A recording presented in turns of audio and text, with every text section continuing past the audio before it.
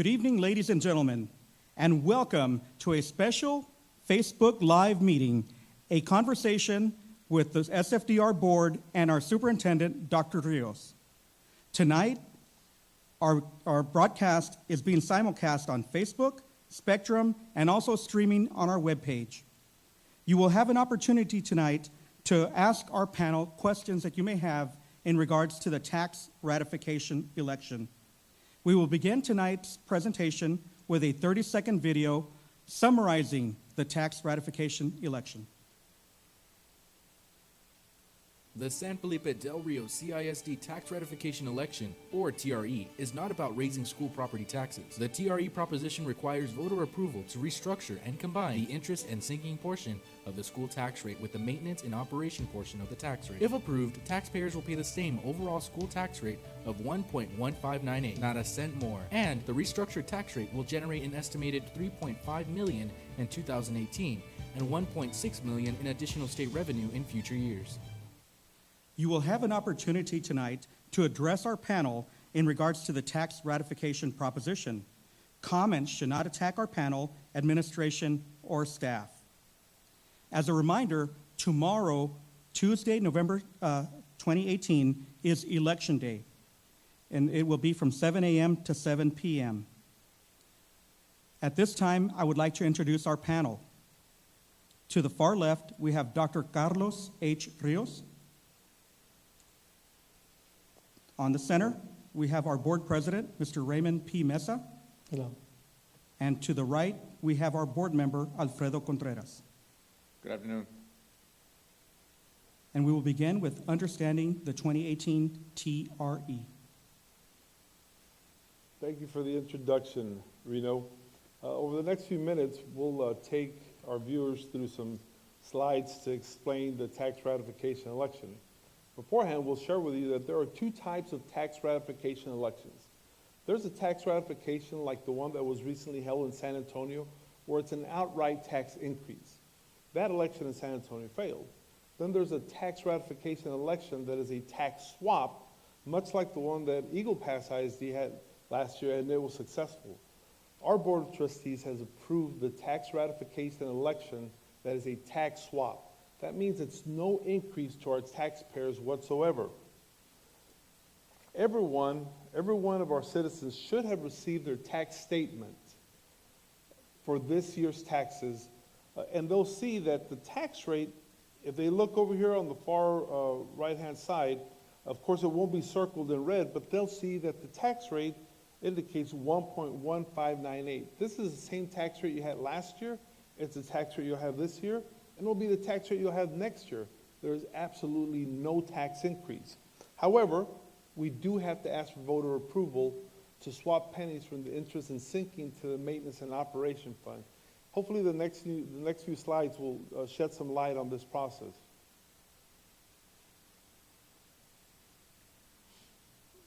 As this slide indicates, we are in the middle of a tax ratification election. We're voting tomorrow. Most citizens look at their tax statement and they only see the 1.1598. In reality, that is a combination of two tax rates. First, the $4, which is the maintenance and operation. That slide, or that tax, is what the district uses to help purchase buses, pay teacher salaries. Of course, most of the school district's budget comes from the state through a form of state aid, calculated from what's collected on the maintenance and operations side. The district may collect about 20 million, maybe 22 million. The rest, the other 62 million or 64 million, comes from state aid. But that money is arrived at through a formula that uses that $4 and the money's collected there. The other part of the $1.1598 is the interest in sinking. That's the tax that's collected to pay loans that were taken out when the school district built Garfield Elementary, Del Rio Middle School, did extensive remodeling to Lamar and Chavira. And for that, the district collects 0.1198 for the combined 1.1598. That's the district's tax rate. That tax rate will not increase. It'll remain the same. Simply what we're gonna do is we're gonna take the pennies from the interest and sinking and combine them with the maintenance and operation, because at that point, we'll report to the state that we're collecting 1.1598 from maintenance and operation. That'll reflect a higher amount of aid from the state. Now, the reason voters have to vote on this is because this tax rate belongs to the citizens. And even though it is not a tax increase, overall, it is a tax increase on the maintenance and operation. Unfortunately, we can't say, but we're doing away with the interest and sinking. The state is only gonna look at what we're doing with each individual tax rate. Therefore, the voters have to vote on it. In a little bit, we'll look at the ballot, and we'll show you, we're not allowed to say it's a tax swap. We're not allowed to say we're doing away with the interest and sinking. We can only talk about the maintenance and operation, and that's why the voters have to cast their ballot. However, if the TRE is successful, this year, for this current year, the district will gain $3.5 million more, and every year after that, we'll receive approximately $1.6 million more, just by shifting the pennies from the maintenance, from the interest and sinking to the maintenance and operation. That will provide a huge relief to the school district at no cost to our taxpayers. A lot of people have asked us, so why is it that we need more money? Why is it, that we pay more dollars in taxes every year? And you do. Even though your tax rate doesn't go up, your property is assessed at a higher value. So therefore, that results in you paying $10, $15, $30 more in taxes. The same for our businesses. Well, this is the confusing part. The state uses the terminology equalized funding. We call it defunding education. In the slide that's in the screen, we see the Texas Education Commissioner, Mike Morath, and he's telling the state legislature that this coming year, they will spend $3.5 billion less in funding education. So the question could be, how does any household, how does any business work on lower income? It's not possible. Your water bill goes up, your gas bill goes up, the price of lumber goes up, everything goes up. So how is it that you can operate all of the schools in the state of Texas with $3.5 billion less? Well, it's real easy, because the way the state formula works, for every additional tax dollar that is collected in every district, the state reduces their aid by that much. It's called equalized funding. For the districts, that's no help, because every year, just to give the smallest cost of living increase, which we call a general pay increase, it's going to cost the district approximately $1.2 million. And with no additional state aid, that creates a deficit and necessitates us to cut spending, whether it be in school programs or spending on improvements. Unfortunately, this is going to continue to happen. There's articles upon articles that explain that. Last year, 2 years ago, the district, after we collected taxes, after we received the state aid, we ended up with only $60,000 in additional revenue. Now, $60,000 is a whole lot of money, but when the most basic pay raise ends up costing $1.2 million, that means that we have to cut the district's budget somewhere by $1.1 million, because we spent more than we brought in.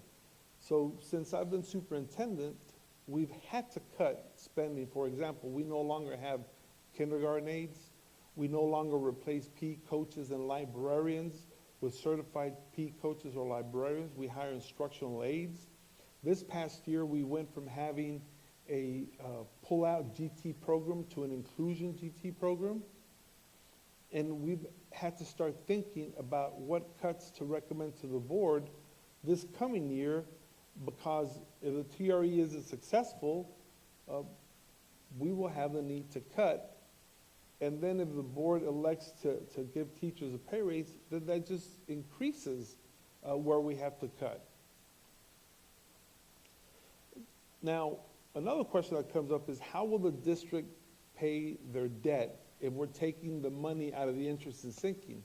Well, we are doing away with that tax rate, but if I can flip back to some slides here, what I would share with our viewers is that even though we're doing away with the interest and sinking, we're still collecting the 0.1198 cents, except we're collecting them on the maintenance and operations side.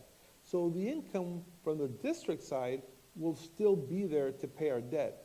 Our annual debt service is $4 million. $2 million comes from collecting that 0.1198, which we're still going to be collecting. The other $2 million is guaranteed by the state. So in answer to questions about how we will pay for our debt, we still collect the cents, and the state continues to fund their part of the $4 million debt. I'm going to pass over the baton to Mr. Mesa so he can talk to us a little bit more about why it's so important to have this TRE. Mr. Mesa? I'd like to thank everyone that is listening. Thank you for joining our broadcast. And we are at a time where the board really wants to help out every employee. And when we talk about health insurance premiums, and I think everyone knows that premiums have gone up, we know that the funding formulas are not going to change. So we have to do something different to generate some more additional funds. And this is a way to do it without the taxpayer paying an additional penny. And when we talk about the needs, there are many needs, but the board is committed to giving teachers a pay raise, all employees a pay raise. And when we look at health insurance, we want to fund it 100%. We know we can do that this year and possibly next year for sure. But then after that, we will not have any funds available. Premiums keep going up. That's one thing that over the years as I worked, my experience with the district, we get an increase in pay and most of it goes to higher premiums from health insurance. And then, the needs that we have, I never thought that security would be such an item that would be so costly, but, we are in different times nowadays, and, we don't have cameras in elementaries, and so we're going to have to really beef up security. And when we look at additional funding, well, if the TRE passes, this is a way of meeting those needs. In addition to the security issues, we know that we'd like to continue with construction, and by that I mean really kind of give a facelift to the campuses that are older campuses that need some additional repairs and painting. Just the sustainability of the buildings is an item that is costly. As Dr. Rios mentioned, we get the same funds, but yet materials keep going up. And so we can do a lot less with the money that we could carry on in past years because of the cost of material and labor. So this is just a smart way of getting additional money from the state. One thing that I would like to encourage every person listening is that when we talk about health premiums going up and possibly teachers, the educators, being able to absorb those costs that are passed on to the employee, a lot of people that work for the district are not able to do that, especially hourly wage. We're talking about bus drivers, cafeteria workers, custodians, and the list goes on. And it's devastating for them having to pay out of pocket, for example, let's say $125, $150 a month. That is substantial for hourly wage employees, and so we're urging everyone to please consider those less the people that are earning less of a salary and help these people out, because we'd like to, as a board, continue helping everyone with 100% of insurance costs. And along with that, I talk about security, and we are doing things right now to increase our security. As for example, the mechanisms on the door that they can only open from the inside, not from the outside. Possibly having sensors on these doors and the keyless entry where we have a card, and all those things are costly, and so we'd like to continue that. But the only way is through additional funds, because we're not able to do that year after year. And Mr. Contreras, I don't know if you'd like to add anything to that. Thank you, Dr. Rios and Mr. Mesa. It is unfortunate that we have to do all these to address the security part. A lot of the stuff that's coming up, and it's kind of pretty scary out there for the parents. And that's where a lot of the conversations that I've had with individuals is security, and the things that we have to do to beef up our security as far as in the school and to protect our children. And then, like you mentioned, Mr. Mesa, unfortunate, the insurance premiums are going up. And like you mentioned, $125 is quite a bit of money, but it is, it's a bigger burden on those hourly wage employees that unfortunately they're going to have to pay that if and when the TRE doesn't pass. But we want to help everybody. We want to try to make it better for all our employees, not just a certain group. But we also want to address the aging infrastructure that we have in our schools. And this is one of the easiest way to do it, because it's not going to cost any increase in our taxes. But it is going to address our schools. You know, Buena Vista, I guess, is now our old school, and it needs quite a bit. You know, our high school, we're working on it, and all the other schools, but I don't want to veer off into the conversation, Mr. Rios, and I just want to pass it on to you as for you can keep doing the TRE presentation. One of the questions that often comes up is, okay, specifically, what are you going to do with the money if the TRE passes? And when we started working on this year's budget and making the presentation to the board, we knew that there was a whole lot of work that had to be done. So the board set aside $500,000 for the security measures that Mr. Mesa visited with just a few seconds ago, $1 million for construction. And like Mr. Mesa said, $1 million isn't going to get you anywhere near building any type of new school, but it'll definitely help in a lot of the repairs that have to be done at our aging campuses, whether it be Buena Vista, which is of the newer schools, it is the oldest, but then you also have Cardwell. And then technology and operations, there are huge AC systems, HVAC systems throughout the district that need to be repaired. We would love for our elementary classrooms to have 3 working computers in every elementary classroom so that students can get on their softwares, can do their AR testing, so that it'll facilitate the transitions and the grouping for the teachers. So the needs are many. Now, if the TRE wasn't to pass, okay, so then we don't do the security measures, we don't do the repairs, we don't buy the technology that we're supposed to buy. But then the following year, we already begin a deficit of almost $1 million. And this is before we have conversations with the board about how much to cover on the health insurance or what type of general pay increase to give. So the $970,000 is before we even give a raise. So then the cuts next year will be substantial. And unfortunately, we're at a point where when we continue to cut, we start cutting into student programs. We have to start talking about how much less our UIL academic teams or fine arts teams or athletic teams will travel out of town. For example, we start talking about recommendations about cutting additional programs, whether it be elementary art or master reading teachers or dyslexia teachers. These are cuts that other districts have already had to make, and we don't want to make, because we recognize that the quality of life for the primarily for the students exists within the school district and what we're able to offer. So hopefully we won't get to that, but that's why we're proposing the TRE. I want to mention something that, as I do my work with the Texas Association of School Boards, I look across the state, and I see what districts have gone for that mechanism of obtaining more more funding, and it's done either through, you do a bond election or a TRE. And a lot of districts have already done it because it's a way of getting more funds without having the burden of raising taxes. And when I talk to my fellow directors, which, we have 45 people in there, you see how many have taken advantage of a TRE.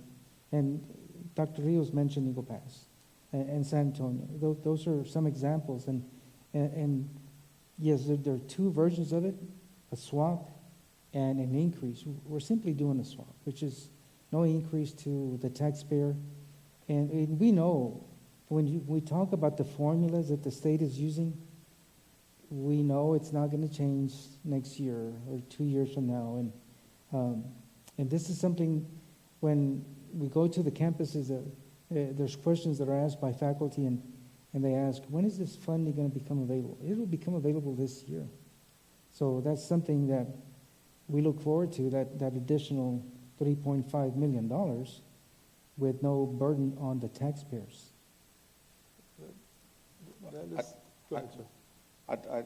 Just to tag on to what you said, I believe one of the workshops that we just attended, 800 out of the over 1,000 school districts have already had a TRE or are on the process of getting a TRE election. So it's not something that's out of this world. It's something that's the normal now, because the reality is that the state hasn't given us any additional funding over 15 years. So in one of the workshops, I believe it's 800 districts out of the over 1,000 are doing a TRE as we speak, or they already have it. And to add to that, I mean, it's not easy to do an election for a TRE.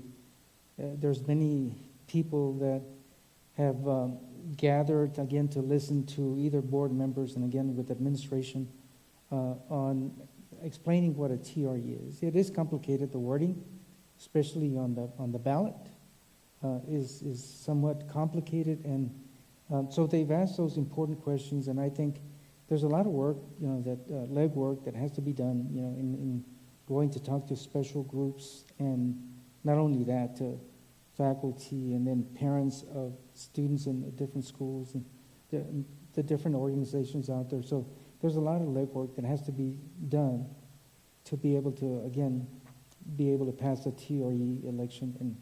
And so the administration and board members have volunteered for those speaking events. You mentioned, Mr. Russ, about the ballot. There's a few things that are difficult in having districts pass TRE. And although most TRE elections have passed, there are a few that have failed, even when they're tax swaps. And the main reason they fail is because of the confusing ballot language. Like I said, on the ballot language, they only allow us to address the maintenance and operation increase. They don't allow us to put anywhere on the ballot that we're decreasing the INS. So the language that's used on the proposition speaks directly to the maintenance and operation increase, but does not allow us to indicate the interest in sinking tax going away. So when individuals begin to read the ballot, they read the word higher, and that leads them to believe that it's an actual tax increase. As we've made presentations during this period of early voting, we've had people say, I really thought it was a tax increase. I wish I would have known otherwise. Well, the reality is that it's not a tax increase, but it's not until you read the last sentence of the ballot where it says, which is no increase to the overall 2017 tax rate.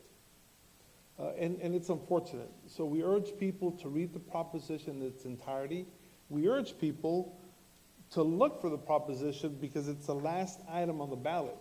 If you're one of those individuals that votes straight ticket, okay, that's your choice, but that does not mean you're voting on the TRE proposition.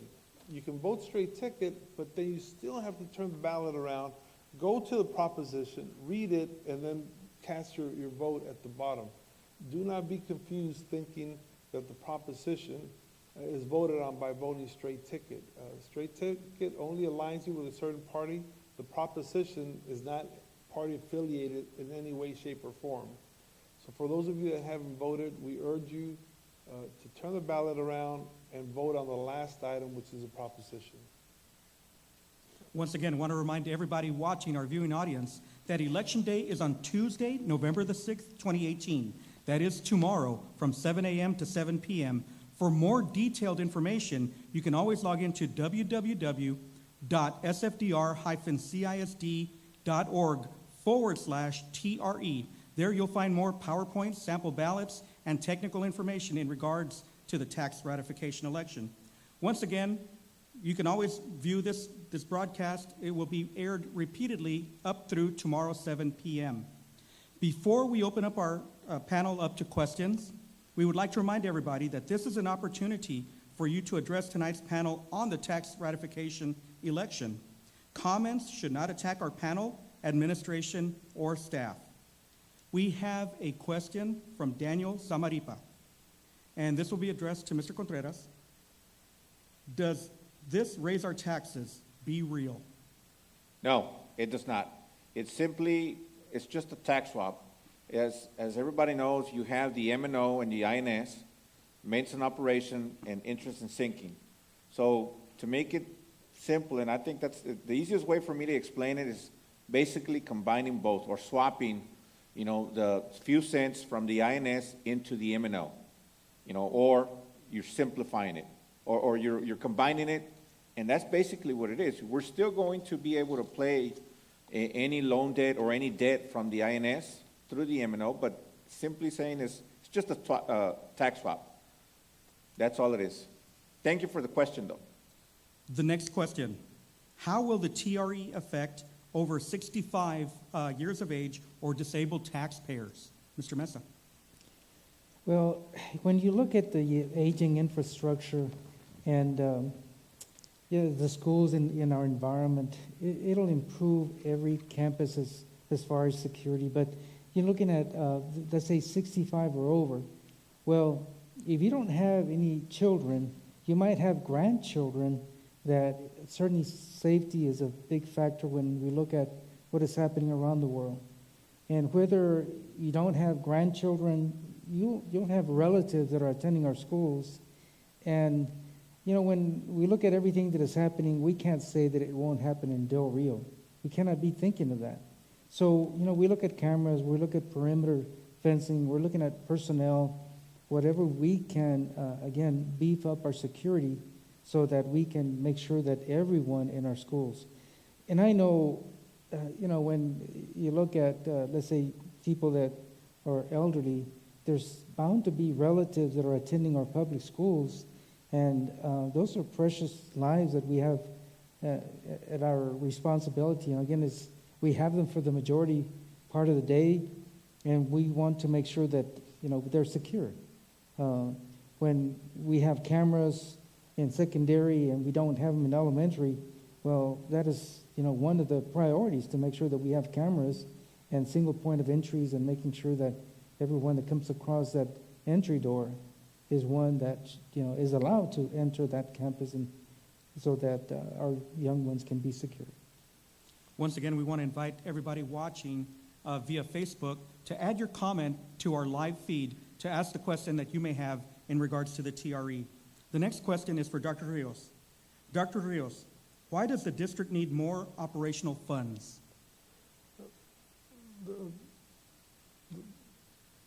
The basic answer has to do with limited funding from the state. Year after year, the state continues to defund education.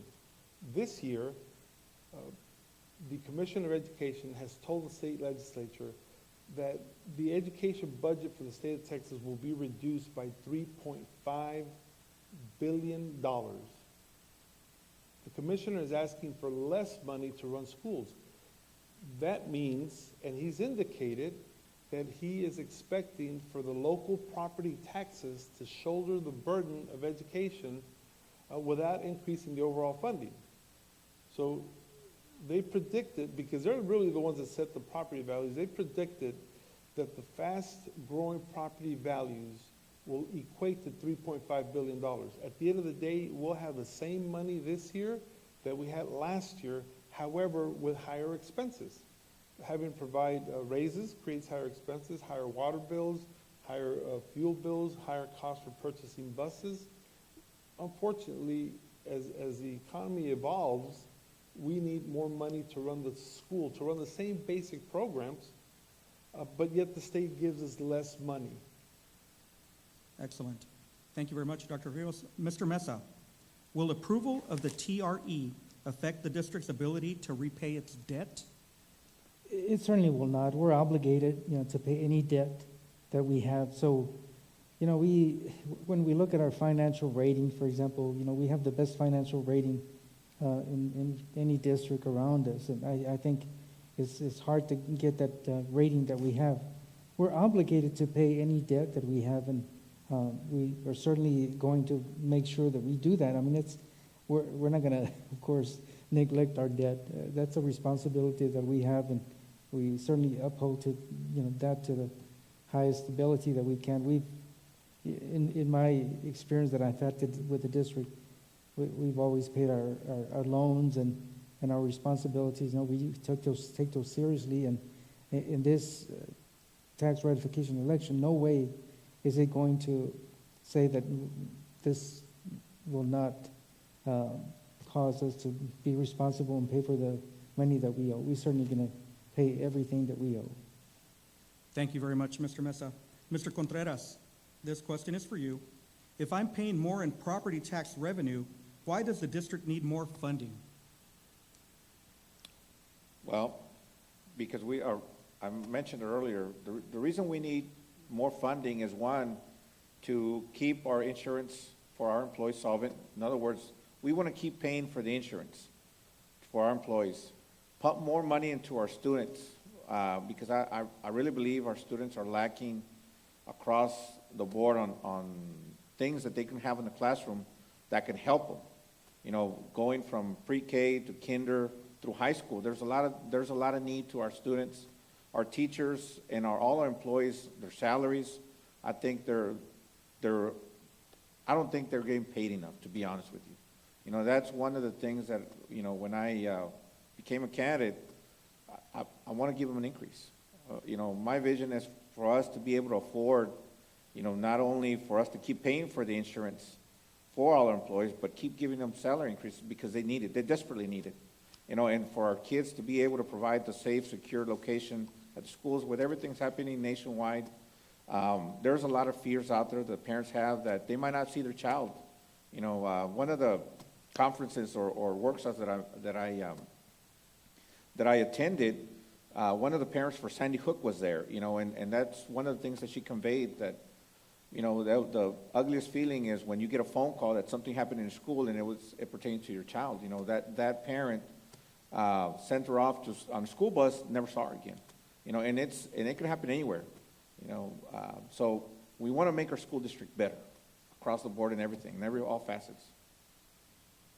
Dr. Rios, in regards to that same question, if I'm paying more in property tax revenue, why does the district need more funding? Can you please address equalized funding? Yes.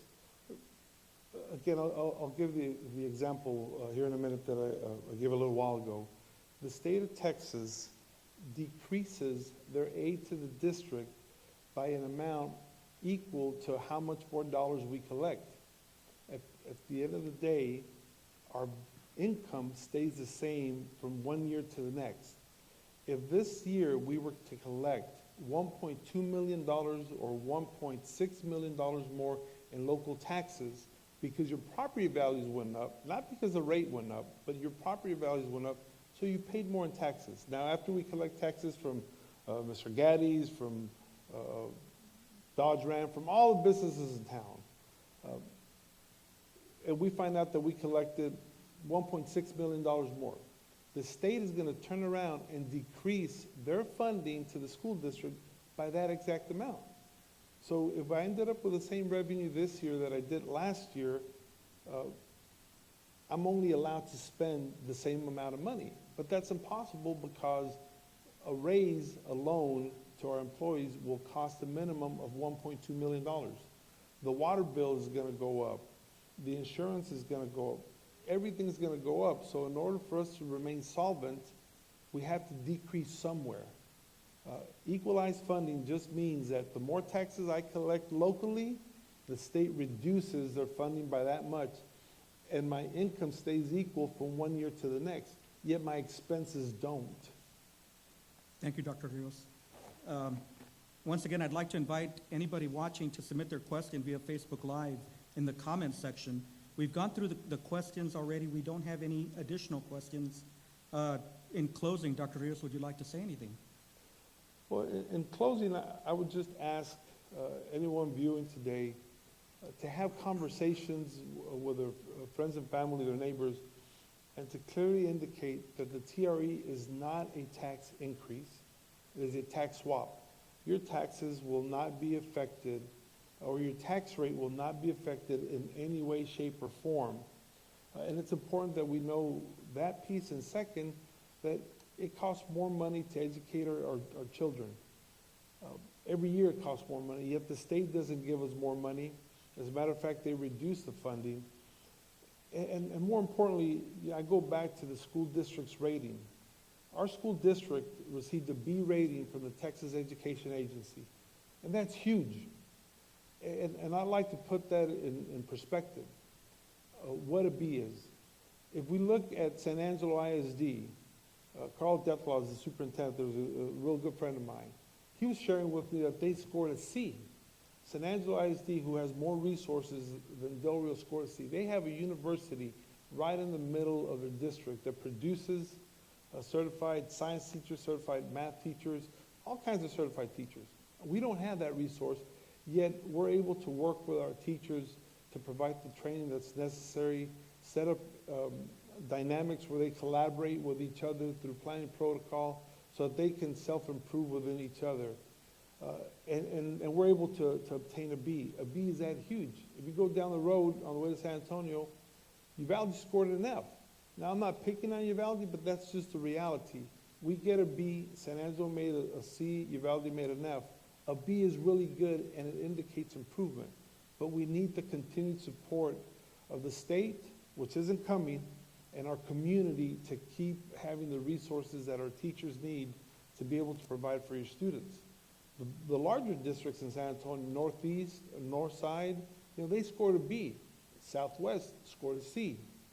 Eagle Pass scored a B. A B is really good, but I believe that we can do a whole lot better than that, but we need to provide the resources, and we need more income, and the TRE is certainly one way to do it. Thank you so much. Mr. Contreras, your closing comments? Well, I really don't want to close yet. And the reason is because, we've invested all this time, and I believe Dr. Rios and Mr. Mesa have gone through all this district, through all the campuses. And through those campuses, I think you've met with several teachers and faculty and parents. I would want to know what happened. I mean, what were the questions? What were the main issues they asked?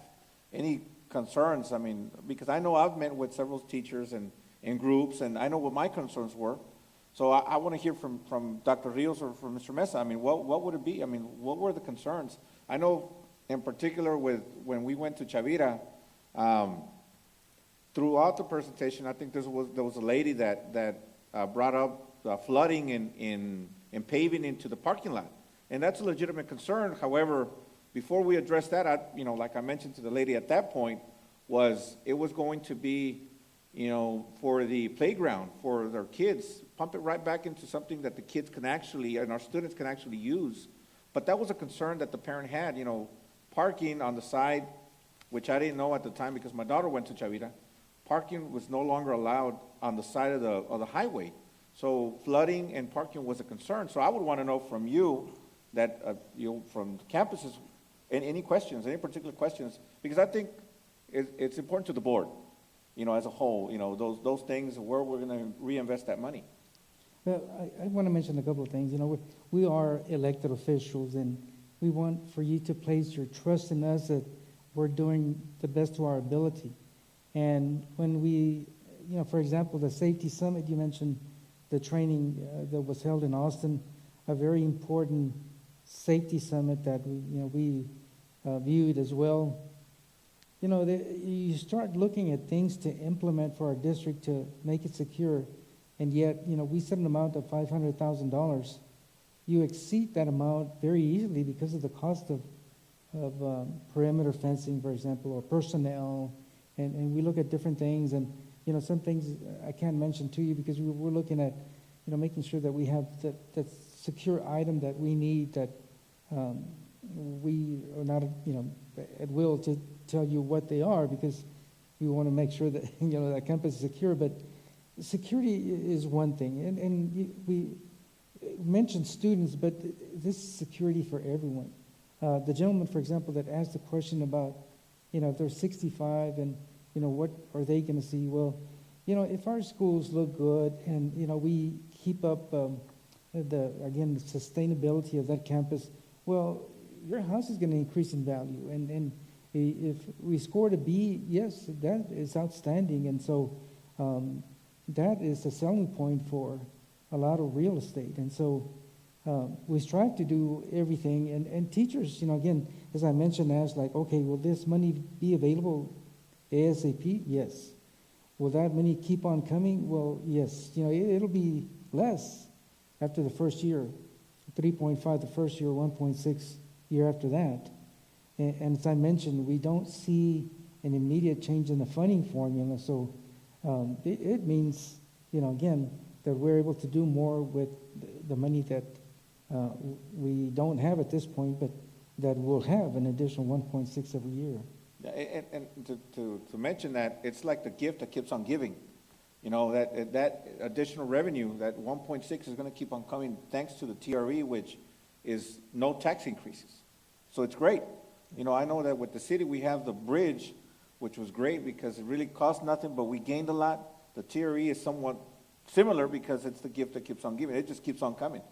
And it's something that's going to help us in the long run, to help, our employees and our students. Yes, and as I mentioned, it is work for administration, for board members to kind of go and have so many speaking events scheduled. But I was fortunate to be in a committee with the Texas Association of School Boards and interviewed for Superintendent of the Year, and they have to fill out a questionnaire. One of the very first question was, have you passed a bond election / TRE election? Because that's showing that you're bold enough to go and aggressive enough to go and challenge the state to get more funding. You have to do it through an election, and this is where we're at this point. So it means, again, a benefit for the district, and it is a lot of work, for everyone. There were many speaking events, and people like you and board members volunteered to go for those speaking events. But I want you to place your trust in us. We're elected officials, and so we want to do what is best. We do not get paid, but yet we have a passion, again, for education, and we want to make sure that we do everything that is right, and again, the most that we can with the money that we have, and security, again, and I mentioned, premium, for health insurance and raises for employees. We want to continue that, and this is just an additional way of getting the funding that we so badly need. Thank you. And Mr. Mesa, we will give you the last word. However, prior to that, I want to remind everybody that Precinct 10 will be voting at the old court at law. Precinct 11 will be voting at the Joe Ramos facility. Precinct 12 will be voting at the Knights of Columbus. Precinct 13 will be voting at Ruben Chavira Elementary School. Precinct 20 will be voting at Rough Canyon Firehouse. 21, Loaves and Fishes. 22, the Del Rio Civic Center. 23, the Del Rio Civic Center. 24, the Hamilton County Fire Station. 30, the 4-H Barns. 31, Northside Baptist Church. 33, Northside County Fire Station. 40, St. Joseph Parish Hall. And 41, the Val Verde Community Center. Mr. Mesa, you have the last word. Thank you so much, Reno. I just want to encourage, again, if you have not voted early, you have to exercise your right to vote. It's again, an honor to have that privilege, but I see yet so many of our young people have not voted. We still have a lot of our employees that we like to encourage everyone to go out and vote. As Dr. Rios mentioned, you have a right to vote either straight or again, straight party or not. But the important thing is to make sure that you turn that ballot around, because that proposition that we have is on the back of the ballot. I urge again everyone to vote, and please make sure that you have not voted early. Tomorrow is certainly the election day. We encourage you to please vote. And as I mentioned, we have many needs, and tonight we just mentioned some brief needs that we have. There's certainly a lot more, but we'd like to do as much as we can with the additional monies that we get, and it will continue year after year until the funding formulas change. So again, we want to thank you for listening in to our broadcast tonight, and again, encourage you to please vote. Thank you. Thank you to our panel, and once again, thank you to everyone watching. Your voice is your vote. Vote tomorrow. Thank you.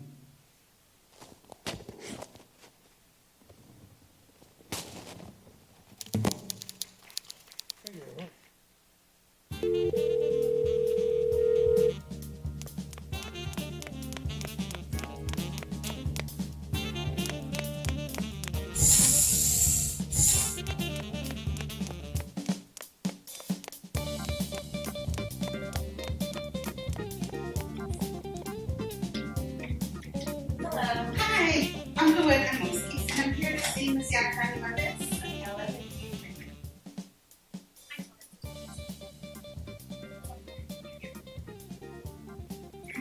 Hi, I'm Louis Amoski, and I'm here to ask you a few questions if you have the time. Yes, ma'am. Thank you. Thank you for seeing me today. I received this card in the mail on TRE, so I want to be clear in my mind.